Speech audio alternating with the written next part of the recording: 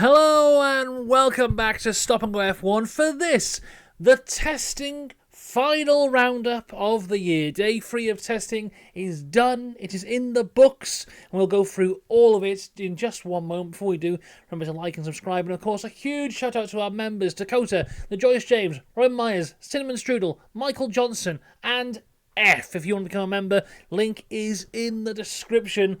And if you do become a member, if you become a Mansell Mustache member, you'll get early access to videos, including my Formula 1 2025 predictions, which will be out next Friday.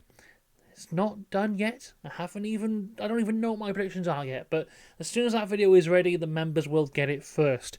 So, let's talk about the final day of testing, a day which was far less interrupted than the previous 2 days. There still were interruptions, let's not get this wrong here. There still were interruptions. 2 red flags on the day. The first red flag was, I believe, in the morning session, when the gantry over the track, where they normally stand to press the button to start the race or wave the checkered flag, a glass window from that gantry smashed with glass going all over the track. No idea how it smashed, but it did. That was the first red flag of the day. The second red flag, and this is quite unbelievable, is because a bus was on the track. Don't know how it got there, but it was there. So that was the 2 red flags in what has been a mad testing week. In terms of results and car performance and stuff, it's been quite mundane. There's been no one breaking down, no real shocking results anywhere, no one having an incredibly bad time, no one having an incredibly good time. But in terms of what's happened everywhere else in testing, it's been madness. The power cut on day 1, the rain in Bahrain, and now there's a bus on the track. It's just been utter madness. But we have reached the end of testing, day 3, the final day of testing. Of course, I'm going to go into all the teams one by one in just a little bit and kind of tell you what I've been up to today and how I feel I've gone over the entire thing. But what is really rather interesting about the 3 testing days that we've had is I'm here now at the end of testing day 3, 8 hours over 3 days that I have watched, and I am still none the wiser as to who has the strongest car. We can make guesses and stuff, but there's no real leap of that's the strongest one. If I was to say right now who has the best car, I'd probably go with McLaren, but I don't think they're in a position where they're going to dominate. It's not like in testing in the last few years where we've walked away and gone, well, Red Bull will win everything. And I think if you were to ask the drivers or ask the teams to give an honest assessment of their position, I don't think anyone would come out and say, we're going to win. In terms of the championship, you'd have people who go, well, I think we're in contention. We're definitely a team that could win, but I don't think there's one team, even the McLaren team, who, if you ask them honestly, they would say, yes, we are in a dominant position here. Let's get into it, though, starting with our favourite team, Stake F1 Team Kick Sauber, who didn't have a lot of running in the morning. It was Gabriel Bortoleto in the morning, Hulkenberg in the afternoon. A lot of work in the garage on the car did not seem to be going quite well. Into the afternoon, Hulkenberg did get a good set of laps in. By the end of the morning session, Bortoleto was in 9th, which turned to 17th out of the 18 drivers on the day. Only 35 laps for him, which was 17th again out of the 18. The only person he beat was Stroll, who only did half a session. More on that in a little bit. 147 laps for Bortoleto across the 3 days, which puts him 15th in terms of the drivers. Nico Hulkenberg finished the day in 14th, 68 laps for him, so better for him there, 10th on the day for amount of laps. 175 laps for Hulkenberg over the 3 days, which is 14th for the drivers. Then Sauber in general, only 103 laps today, which put them 9th in the teams. Over the 3 days, 353 laps, which puts them 8th. Sauber, I don't think, are in a great position. Maybe they're a little bit better than they were last year, but they're not closing on that midfield pack. I still think they are at the back of the grid. I don't see them progressing much through the season, because I imagine they'll be focusing on next year, because that's their big first Audi year, and they do not want to be in this position this time next year. So I think it's going to be a tough year for Sauber. There was obviously an issue this morning with Bortoleto in the car, and that's why they didn't do a lot of mileage on that one. But yeah, not looking good for Sauber as we sit here right now. Across to Williams now, who had another very good day. If there is going to be one team that you can say they're maybe the shock of testing, I'd say it was Williams, and a good shock at that, because I think they're a lot better than people expected them to be. Alex Albon in the car all day today. A few lockups here and there, big lockups at turn 10, which you would expect. That's where everyone locks up. But also a big lockup for him at one point into turn 1, going deep into there. Takes the top spot of the session with 50 minutes to go in the afternoon session. He was on the C4 tyres, though, and out of all people at the top of the leaderboard today, I think he was the only one on that tyre. Everyone else on the C3, the harder tyre. At the end of the day, though, Albon finished up in 3rd place on the timesheet. Not that times matter, of course, and got 136 laps on the board, the most out of anyone today. In total, across the 3 days, 199 laps, which is the 8th most of any driver. Carlos Sainz, of course, was not in the car today, but got 195 laps across the 3 days, putting him 11th. Williams with 136 laps today, putting them 6th for the day. 394 laps across the 3 days, putting them 5th. Williams, I feel, are in a very, very good position.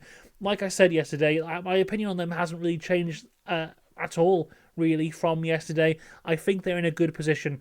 The only thing I would say about them is I think they might have a bit of a rival for the best of the rest position. I think it might be Alpine. More on them in a little bit, of course.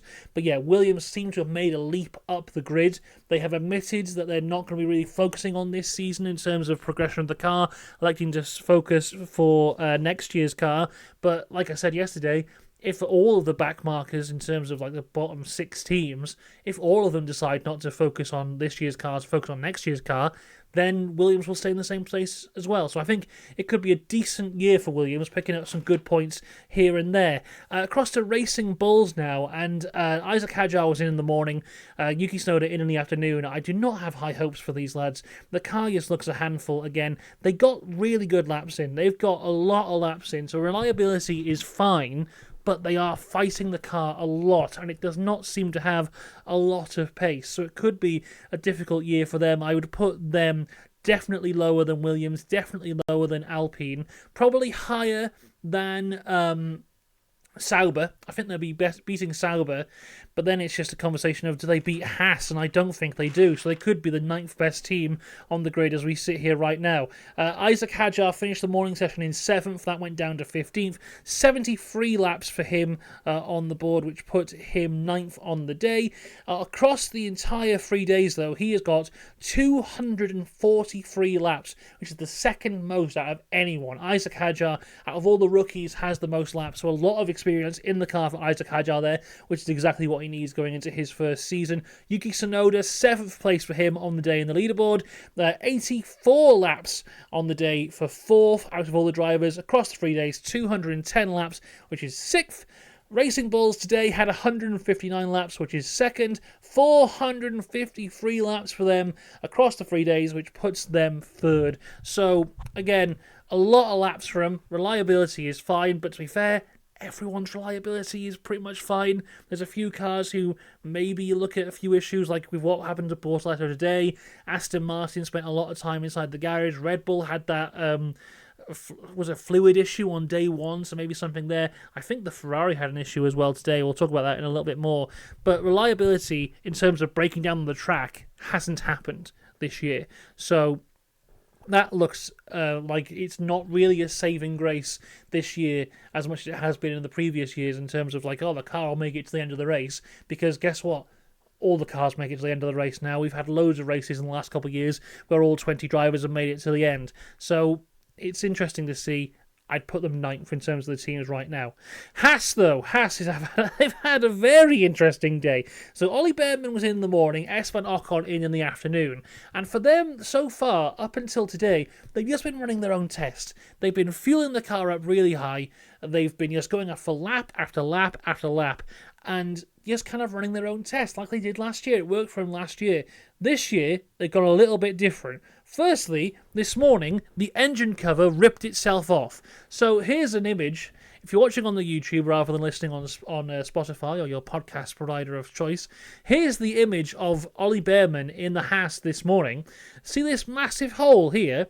That's not supposed to be there, and it cracked all down here, and that was very concerning because today, Haas have decided that they're going to test with everyone else, and they took a bit of the fuel out and did some kind of retrospective lap times of actual pace, so they weren't at the bottom of the leaderboard. And this was the first lap they really went for at some pace. Ollie was driving a good lap in, and then the engine cover flew off, which has screamed in my mind, oh my god, they can't go fast, otherwise the car will disintegrate. They lost about an hour and a half of track time because of this, and then kind of just went back to long runs because of that lost time. But Esteban Ocon did get in the car in the afternoon and did put some actual decent times on the board, at one point going 6th place. Not that lap times matter, of course. Ollie Bearman finished the morning session last and finished the entire day last. He got 59 laps on the day, which was the 14th most out of anyone. 197 laps across the 3 days, which is 9th of anyone. Esteban Ocon, though, had a better day. 8th for him on the leaderboards, not the lap times matter. 102 laps for him, which is fantastic. The most out of anyone who just did one session. 2nd place in terms of lap times for today. But overall, for the entire 3 days, Esteban Ocon had 259 laps, which is the most out of any one driver for the 3 days of testing. Haas with 161 laps a day, the most out of anyone. 456 laps across the 3 days, the second most of anyone. Haas in a very, very good place, I feel. Maybe not as fast as the Alpine or the Williams, but definitely quicker than the Racing Bulls, definitely quicker than the Sauber. They might be in a little kind of land of their own at the minute where, you know, if they have a lucky day, if a lot of people retire ahead of them, they can grab some points. We'll wait and see. But yeah, looking good for the Haas team. But it was a great day for Alpine. Very good day for them. Doohan was in the morning, Gasly in the afternoon. Doohan, an anonymous morning, if I'm honest with you, just kind of getting the laps in. But Gasly, man, he is looking so good. He has been really consistent across these 3 days. I believe in terms of lap times, he was 6th on the first day, 4th on the second day, and then turned up today and put in some really good lap times. 26 minutes into the afternoon session, he went top. Then he just went consistent lap times. He went deep into turn 4 at one point, but still set a purple sector 1.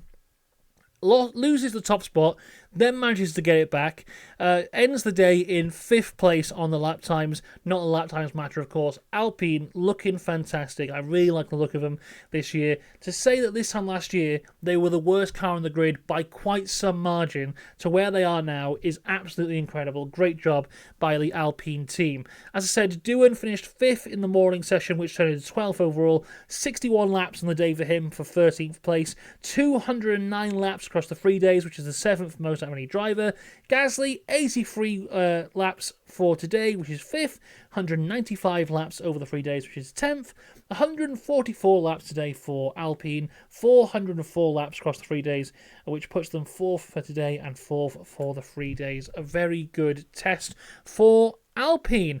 Aston Martin now, and a very strange day for them. So it was announced that Lance Stroll will be in this morning until about half an hour before the start of this morning session, where it was revealed that Stroll was feeling unwell. So Alonso would take the morning session and we'd see how it would go for Stroll.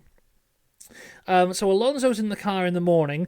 Bit of a strange start for him, where he leaves the garage, then has to pull over at the end of the pit lane, then gets pushed back down the pit lane and get pushed back into the garage. I'm not entirely sure what happened there. Kind of a quiet morning for him. Then we go to the afternoon session. Stroll gets in the car, and it seems to be going just a typical Aston session, realistically. Then after 34 laps, he goes back into the garage, and then all of a sudden, Alonso reappears out of nowhere, and they're putting him back in the car because Stroll went to feel unwell again. Overall, quite an anonymous session day for Aston yet again.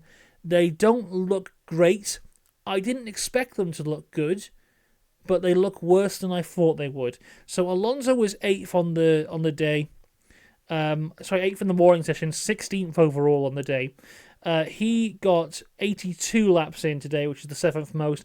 Only 173 laps across the 3 days, which is the 16th most. Lance Stroll got 34 laps in, as I said, which is the least of anyone today. But he also has 133 laps across the 3 days, which is the least of anyone across the 3 days. Aston Martin leave today with 161 laps on the board, which is 8th. And 306 laps out of the entire 3 days, which is 9th. So only one team has less laps than them. It just was not a good test for Aston. There was no real shine at all. I don't remember a single moment thinking, oh, that looks good, because it just didn't. I have very, very, very little hope for Aston Martin. I'm hoping that the whole idea of next year will be our year will be enough to kind of keep them all happy for the next, 24 races, because it does not look good.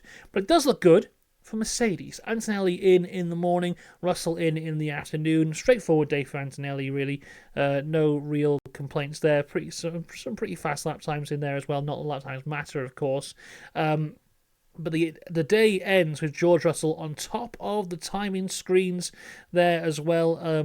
Only, I think he was 0.021 ahead of Verstappen at the end between them two. So very close, but still, we don't know engine modes, fuel loads, whatever it might be. Antonelli ended the morning session in second, which changed to 10th. 61 laps for him today, which is 12th overall. 226 laps across the 3 days, which is 4th overall. George Russell had 90 laps today, which is very impressive for third on the day. 231 laps across the 3 days, which also puts him third. Mercedes, 151 laps today, which is third for the constructors, but 457 laps across the 3 days, which is the most of any constructor. A fantastic test for Mercedes, who, like I say, I think I've said it every day thus far in testing, I think they're the dark horses. I don't know where anyone realistically lines up. Are they in championship contention? I don't know. Maybe. Who knows? But I think they've got a very good car underneath them. I think they've got two very talented drivers. I'm looking forward to seeing the heads-to-head between the two of them. One of the most exciting rookies we've seen in quite some time. And, you got George Russell there, who I believe who beat Hamilton twice, was it? In terms of seasons. And, you can say all you want about 22 and was Hamilton doing testing within the races and all that kind of stuff. And we'll never probably truly know what happened there. But, Lewis Hamilton, one of the greatest of all time. George Russell was never truly that far behind him. And, they were both in a very difficult car. So you've got to give Russell credit at some point. And I'll give him some credit now. And I might never do it again. But there you go. Mercedes looking good. Across to Red Bull now. And what an interesting test for them. I think I have the most notes out of any team for Red Bull. Because nothing makes sense. So, Max Verstappen was in all day today, and I really expected this morning when I woke up to be like, this is the Max Verstappen day. He's going to come out here, he's going to do the most laps out of anyone, he's going to do an incredible race run, he's going to do an incredible qualifying run, and we're going to leave today going, nope, it's over. Max Verstappen is here, he's going to dominate the entire season. We can't say that. He was out first this morning, so I thought, here we go, let's get going. The big news around the Red Bull, though, is that they have a new front wing. But they seem to be doing some comparison tests between the two. So they started off with the old front wing, and then for a while, in the morning they started with the old front wing, and it just seemed like a normal test. Nothing really lighting up the timing screens, just kind of uneventful really in the morning. Then the afternoon session starts, and Max Verstappen just goes missing. Then an hour and 12 minutes into the afternoon session, he comes back out, still with the old front wing, lots of understeer, really big lockups. Whatever setup changes they did made the car a hell of a lot more of a handful to drive. Then they switch over to the new front wing. They put him on the C3 tyres for what I believe was the first time in the day, and he instantly went to third in the timing screens. The car just looked a lot stronger. Then towards the end of the day, lots of really quite fast laps for him. He went top, he got knocked off top by Gasly, went top again, and then he didn't do a race run. And I believe Red Bull haven't done a race run at all. They haven't done 57 laps in terms of that's what the Bahrain Grand Prix is. They haven't done that in terms of starting with 100 kilos of fuel, having a pit stop, all that kind of stuff. So we can't compare them to anyone because the data doesn't exist. So a lot of people have spoken about the Norris race run from yesterday, and we'll talk about that in a bit. We've got some graphs to look at. But we can't really compare Red Bull to that because they don't have the data either, which is concerning, but can't be too concerning because otherwise they just would have done it. What is quite interesting about the Red Bull, though, is on all of Verstappen's fast laps, his Sector 2 time was quite slow in comparison to the rest of the grid, even if it was like an Albon, even though Albon was on softer tyres. His Sector 2 times were down on basically everyone. Sector 2 is the more corner-oriented part of this course, so more high downforce. His Sector 1 and Sector 3 would often be purple, the more area filled up with straights. So I feel that Red Bull have got a car which is a low downforce car, very fast in a straight line, whereas McLaren, and we'll get onto this more in a little bit, I think have gone the complete opposite direction. So Max Verstappen finishes the day second on the timing screens, not the lap times matter of course, 81 laps on the day, so that put him 8th. Considering he was in the car all day, really not a lot of laps for him there. 155 laps across the 3 days, that puts him 18th across all 20 drivers for the amount of laps. Liam Lawson didn't drive today, he was in the car all day yesterday, but he has 149 laps across the 3 days, so less than Verstappen. It puts him 19th out of the 20 drivers, only beating Lance Stroll. And how many laps did Stroll get? Stroll had 133, and Stroll only did 2.5 sessions. Red Bull had 81 laps today, which put them at the bottom of the amount of laps for any constructor, and they have 304 laps across the 3 days, which puts them 10th out of the 10 constructors. So Red Bull really just like conflicting here, because there's moments the car looks dreadful. There's moments the car looks really good. There's moments where Max is setting good lap times. There's moments where he's nowhere to be seen. And then they don't put the laps in, and yes, they haven't done a race run, and it's just like, I have no idea what's going to turn up in Australia. Like, if they're rubbish and the car breaks down and it's just dreadful, I won't be surprised.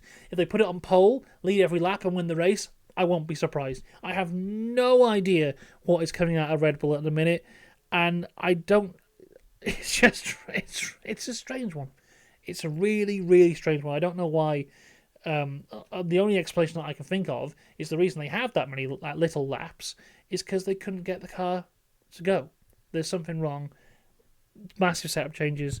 It's not a great look for Red Bull right now, but never ever underestimate Max Verstappen. Across to Ferrari now, who haven't had a great day either, really. They had a good morning session with Charles Leclerc. Lewis Hamilton came in the afternoon. Yes, a steady morning for Leclerc. He finished the morning session on top. Hamilton came in the afternoon and really struggled with the car. Lots of lockups, lots of oversteer, really fighting the car at moments when on the onboard. And then he just disappeared. Probably had an issue. I don't know if it's been confirmed or not, but yeah, the screens were up outside the Ferrari garage, and I don't think we saw him again. So Leclerc finished the morning session top, went down to 9th on the end of the day. 66 laps for him, which put him 11th. 220 laps across the 3 days, which puts him 5th. Hamilton finished the day in 6th. Only 47 laps for him, though, which put him 16th. 162 laps across the 3 days, which put him 17th. So he has, 8 laps across the 3 days more than Verstappen had. So I know Hamilton's had the testing in the previous cars and all that kind of stuff, but I imagine he would have wanted more than that across these 3 days. Ferrari finished the day with 113 laps, which puts them 8th. 382 laps across the 3 days, which puts them 6th. Right. Finally, McLaren are Constructors' champions. Lando Norris in the morning, Oscar Piastri in the afternoon, going their own very unique way to testing again, where they take a long time to get out there, but once they're out there, they get their laps in. So once again, they were the last to set lap times in both the morning and the afternoon session. Yesterday, their rear wing was fluttering all over the place, but it looked to be a hell of a lot better today. There was a little battle between Oscar Piastri and Esteban Ocon at one point, which was a lot of fun to see. Piastri coming out on top top of that, a little battle between turn 1 and turn 4. But let's look at some data. Look at this. So this comes from F Data Analysis on Twitter and on Instagram. And this is the race pace data comparison between Norris, Leclerc, and Kimi Antonelli from yesterday. So this has got some people in a state of shock. So if we look at this here, what we're looking at is this is their race paces. They ran it in different ways. So they all start on the C3 tyres. Norris went to the C1 whilst the other two went to the C2 and then back the other way for the third and final stint. So what we have is the amount of laps here going from 0 laps up to 56, 57, which should be around here, and then the lap time itself. So if your lap time is up here, that's slow. Your lap time down here, it's fast. That's in terms of seconds. You can see where the pit stops happen because the laps jump. So what we can pull from this data here, and it's a bit more difficult because, you know, we have different tyres for stints 2 and 3. But what we have is, at the start of it, they are relatively together. And then slowly over time, the McLaren gets quicker, whilst the Ferrari and the Mercedes get slower. And this is most in the clear at the end of this third stint here for Lando Norris. And we can see the times here. So the third stint for Lando Norris, and he was on the softer tyre in comparison, but still his third stint was 1.1 seconds faster than the Mercedes of Antonelli and 1.2 seconds faster than the Ferrari of Charles Leclerc. Now, caveats to say with this, of course, firstly, lap times don't matter in testing. That's something we have to say all the time.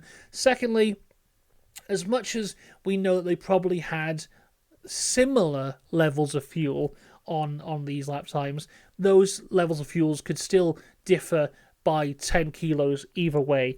So that's to be taken into consideration there. And of course, engine modes, who knows what's going on there.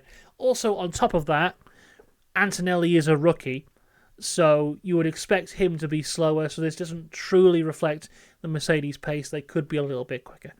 But what this is showing is Norris, the McLaren, the degradation is so little that he's able to hit consistent lap times, whereas the Ferrari and the Mercedes do fall away as the laps progress and the tyres degrade. You know what I mean.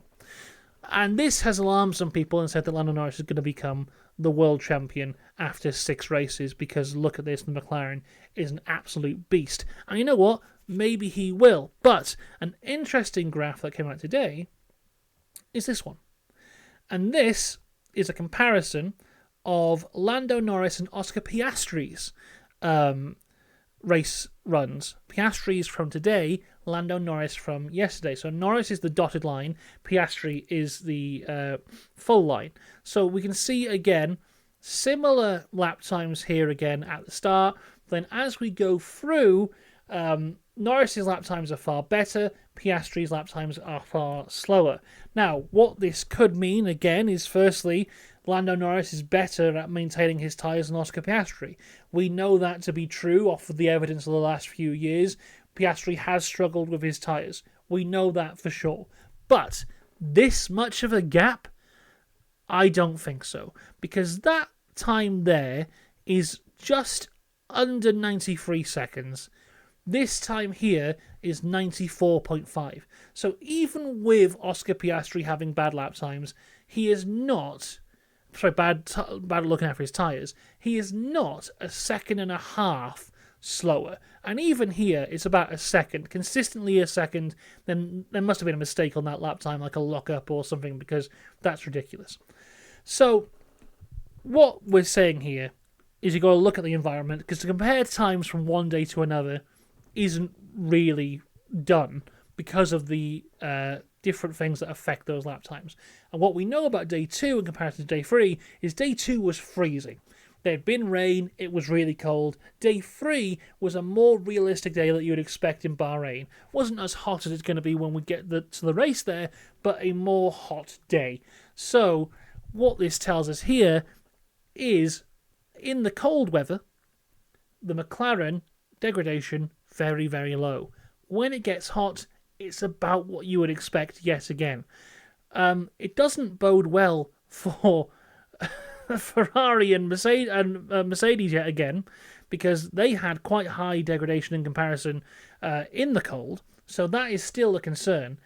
But the whole myth of the McLaren doesn't affect its tyres ever, I think, is to be taken with a pinch of salt because of how cold it was. Maybe in the heat it will affect them more and it can be an issue. We'll have to wait and see. So a lot of people have seen this morning, or they saw it last night, and taken it to be like McLaren are going to dominate the entire thing. The championship's over. I don't think so. Maybe not as much. Also on this, Piastri set a decent time. He had a purple sector 2, but was still 3 times off Verstappen's time. Once again, lap times don't matter, blah, blah, blah. But this, to me, goes to show McLaren have got a more high downforce car, whereas Red Bull have got a more maybe straight line speed car. So they have got two polar opposite cars, which adds to another story going into this year, which I think could be very interesting as their cars perform well in different environments. Also, the McLaren, in the hands of Lando Norris this morning, had some real issues. The rear end just kind of going out all over the place. There was a huge moment for him at one point into turn 4. He went very deep, had to stop the car on the edge of the track, find reverse and get back on the track. So even with these lap times, and it's a quick car, no doubt about it, it might be the fastest car on the grid, there is issues there, especially in the rear end of the car. And we could very well see a place now where, if you remember the Singapore Grand Prix last year, where Norris was dominating that race, but would just hit the wall every now and again and kind of got away with it, was very lucky in those positions. We could be in a position here now where they have a car which is fast, but can just out on them at any point, and it could cost them races. So I am not in the camp of it's all over, McLaren have got this wonderful car, because once it gets hotter, we'll see what happens, and it might very well be a thing of McLaren are able to get the heat into the tyres quite quickly, which is why they did well yesterday, but on a hot day, you don't want heat in your tyres and it's going to destroy them. We'll wait and see. Someone far smarter than I will truly know what's going on here. I think we still have a very, very open championship. Here's the stats for McLaren on the day. Lando Norris finished 3rd in the morning session, which went to 11th. 57 laps for him today, which was 15th. 186 laps across the 3 days, which puts him 13th. Piastri was 4th on the day. 83 laps for him, which puts him 5th. 193 laps, which puts them 12th. McLaren, 140 laps, puts them 5th for the day. 379 laps across the 3 days, puts them 7th out of all of the teams. But they'll be walking away feeling relatively happy with the car that they have under them. Still has a few problems here and there, but overall looking good. If I was to say a top 10 in terms of cars right now, it would have to be kind of off the top of my head, because I haven't really thought this through, but I would put the McLaren as number 1, and then maybe I'll put the Red Bull number 2, because when it's working, it seems to be working very well. I'd then go Ferrari 3, Mercedes 4, and then it's between Alpine and Williams. I'm going to put the Alpine in the hands of Pierre Gasly in 5th, the Williams in 6th, then I'll go to the bottom because that's Sauber for sure, then Racing Bulls is 9th, and then it is who